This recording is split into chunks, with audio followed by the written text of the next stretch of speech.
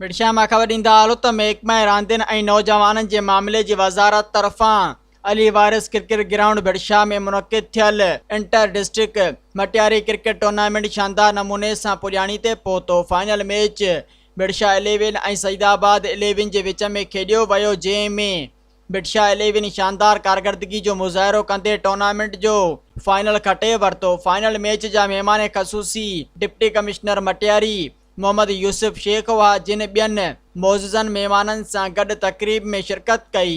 महिमाननि में assistant commissioner Hala doctor Mazahir Burdo, district sports officer Matiari Jalil Ahmed Halepoto, assistant sports officer Matiari Imran Panwar, DO works and services Nisar Ahmed Shaikh, Mohammad Sumar, Prakash Singh ऐं अब्दुल रहीम खोसो शामिल हुआ।